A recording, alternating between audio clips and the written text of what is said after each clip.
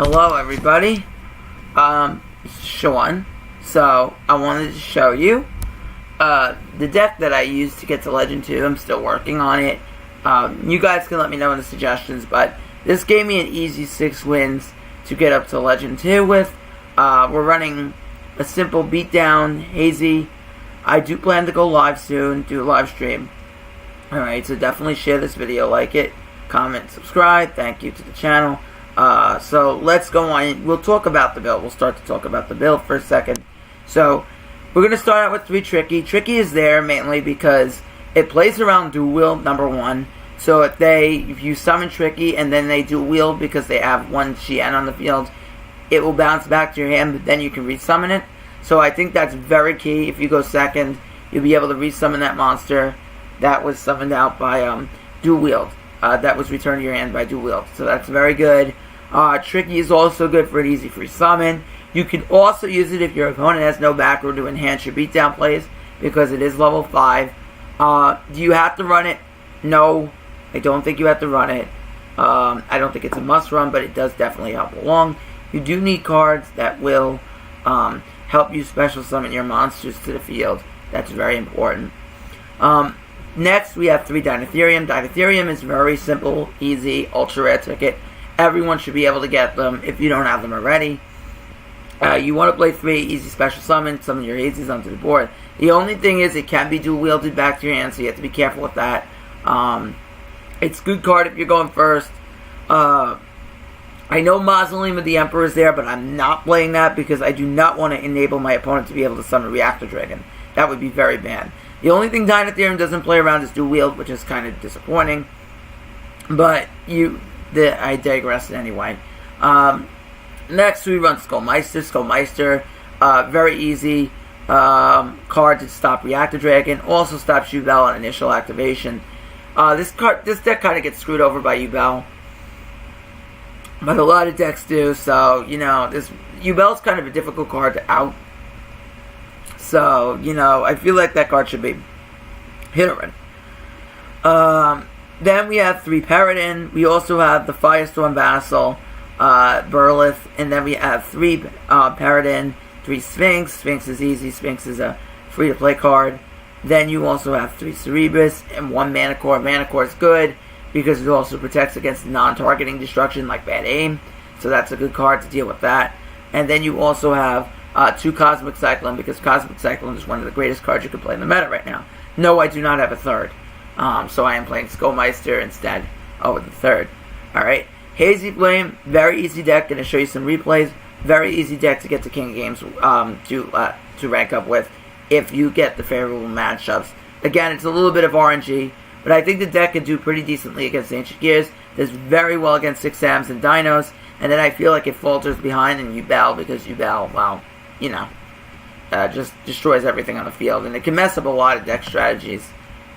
So we'll go into some of the replays, so that way you guys can see what I've been doing, so I don't look like a liar and a cheater telling you this crap. Alright.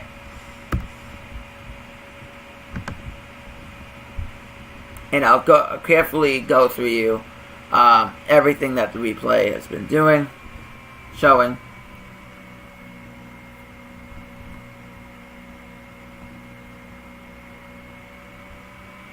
So I'm going second here. So he's running Balance. Balance is a good skill to run. It guarantees you certain things in your hand. I think this guy was playing Kawaki. I think this was an easy victory. All he did was set Reckon Power, which isn't good enough in this meta. You can't just set that and end your turn and expect to survive the next turn. It's a very OTK-ish meta. Reckon Power does stop back row. I think it only destroys the face down spells or traps. I did take a look at that. But definitely Reckon Power is good against back row heavy decks.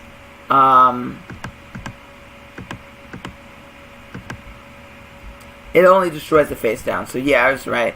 The problem with against a deck like 6 Samurais is they play a lot of continuous spells and traps. So that's not very good. And as soon as I summon my Hazy Flame, as soon as I summon my Paradin, go into my 2 Sphinx, he rage quits, and that's it for him. That was the rank up duel.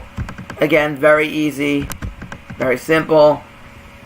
He needed to set more and have more defense behind that. We also allowed ourselves to play around the Spear Karibo if he did have one. I think this is a different opponent. Yep. So, this is a different opponent here. So, this isn't the same Sartorius player. So, again, Dr. Valiant Crowler are going second. Is this the rank up one or is this the same player? If it's the same player, I am deeply sorry. It is the same player.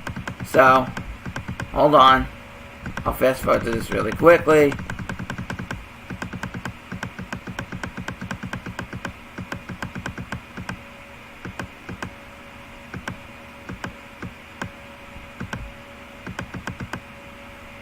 Oh no, this isn't. This one was the rank up. I don't even know what I'm doing with my life anymore. Sometimes I don't even know. I'm so off on my game. Alright, so that one was sped up. Oh, I totally messed that up. Got confused in the order that these things were happening. That was the first duel. The Sartorius, the second duel was the first duel after the rank up. The second one was the rank up. So that one, very easy. He was playing Cypher Soldier, just for a quick review. The face down I initially thought was Canadia because I wasn't expecting Cypher Soldier. But that card is very relevant now. Gotta start expecting it because Six Samurai are top. I think they're a top tier deck at the very least. And running into them, you gotta expect Cypher Soldier because that's the thing. After that I was like, uh-oh, DNA surgery coming? So, there was no DNA surgery. After he flipped it up, if he did have DNA surgery, then he didn't play it at the right time. He missed it. He missed his chance, because the minute it flipped up, enter damage calculation. Too late for DNA surgery. That has to be used in the battle step. So, no dice there. Okay, so this one's correct this time. This is against the Karakuri matchup. Now, Karakuri is a very interesting deck. One that I don't know if it's good enough to consistently stay in the top tier. They can make a lot of synchro monsters again. They do lose to Ancient Gears, just like some of the decks do. Like Six Samurai can lose to Ancient Gears if they play Reactor and you're not playing your dual wheel correctly. You can lose to Ancient Gears. Playing your dual wheel correctly, as my brother Stephen Freshy says, very important. You got to make sure you play that correctly to do well in this Ancient Gear and Ancient Gear matchup. Alright, so here, he summons an Inchi. He's easily able to summon, go into his synchro plays. He does not have Insaiichi, so he cannot augmentation and get anatomy and draw 2 on us, so that's very fortunate for us. So he's going to go right into his Beret. Very, very easy. Very simple. Easy. He summons Beret.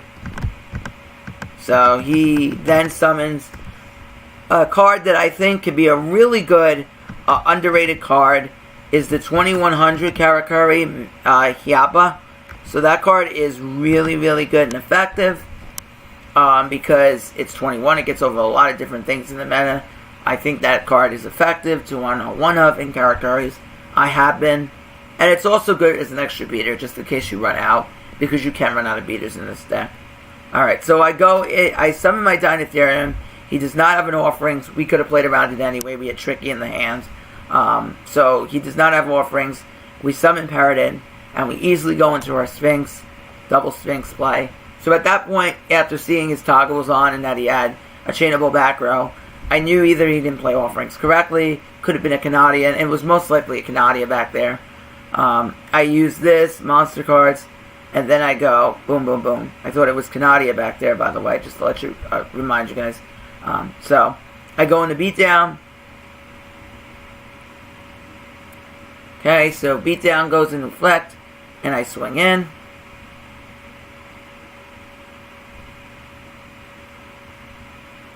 And then, now Karakuri's when they're attacked, obviously going to defense.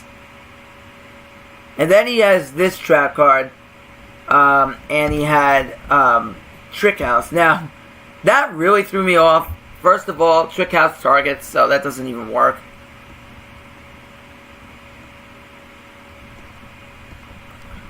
Trick House is not good right now. Please do not play it.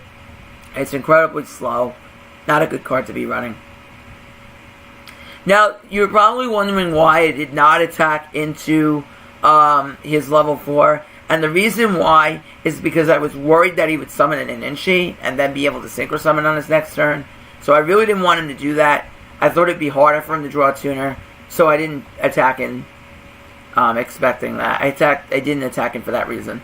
So then he goes in, he draws his Strategist and then synchros into a Beret.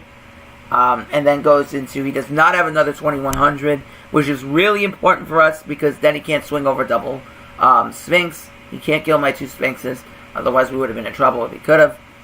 So he attacks, and then he uses Gold Dust. He makes a bit of a misplay here, at least in my opinion. He makes a misplay here, attacks with the wrong, uses Gold Dust the wrong way.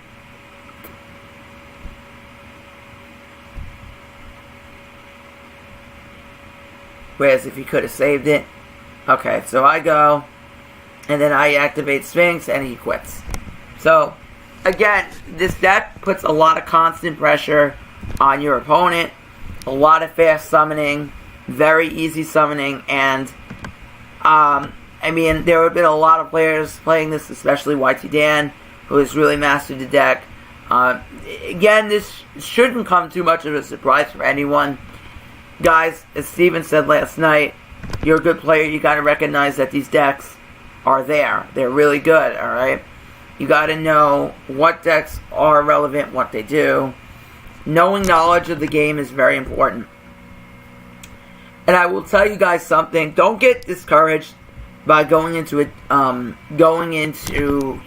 5 duels in a row, and then, you lose 1 or 2 duels and you say, oh, my deck's not good.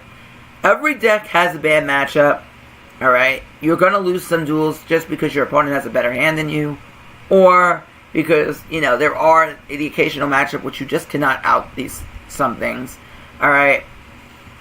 You can't counter every deck. It's very hard to be able to do that because there's so many different decks in the ranked meta, and I say ranked meta, not the Duel Link, not necessarily what's on Duel Links Meta's website, but what's in the ranked meta, alright?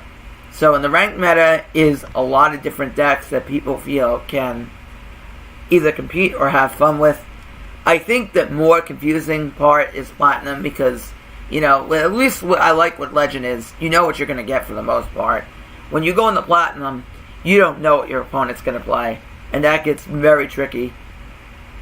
Because there are weird techs in this game that do ruin your days. And it gets difficult to out certain different things. Alright, so this is a matchup against Weevil. My gosh, I hate Weevil players to no end. Steven got 3 of them last night, so it was really tough to go against 3 straight Weevil players, Amazoness, because Onslaught is a very annoying card in the meta. Just outs a lot of different things and can cause many different issues. So I swing in with only Sphinx because I'm afraid. I see the toggle on, so I do not summon Tricky because I think he has a Canadia back there. And then at the same time, I only swing in Sphinx because I'm fearing a Wall of Disruption. I do not want to get Wall of Deed. And I knew he had Lava Golem in his hand, so I allowed him to do that. That's another reason I didn't summon Tricky. And I think he sets a Wall of D here, so I read Wall of D there. So I top deck Manicore. Manicore, very good card. Again, stops the non-targeting destruction cards too, like Bad Aim. Very effective against those cards if you have another fire monster to get rid of to be able to protect it. So then I go ahead and summon Manicore. I beat down, so that's 2,500. He has 1,800, so if he Wall of Deed, he would survive by 100 life. He decides not to do anything. So, and I just swing in for a game. So, really easy deck to understand. Really easy deck to play. Cosmic Cyclone is a really good card right now. The question is, for you guys, do you go into the box to get it? I don't know if you should. It's a really good card, but, you know, going through 180 packs to get a Cosmic Cyclone, I don't know if the upside is really worth that. I would just save it. I think if you have a Dream Ticket, I think it may be a card that you want to consider getting. Also, I mean, with WCQ coming around the corner, we might get another Dream Ticket. I don't know. I assume we might, because this is what they did last time. Again, with Konami, you can never make any assumptions, but, you know, Cosmic Cyclone right now, definitely a really, really strong card in the meta. So, yeah. Hope to do a live stream soon. Guys, if you have any questions about the deck, you can always ask me. So don't be afraid to do that. Alright. So, this is Sean Patry signing out.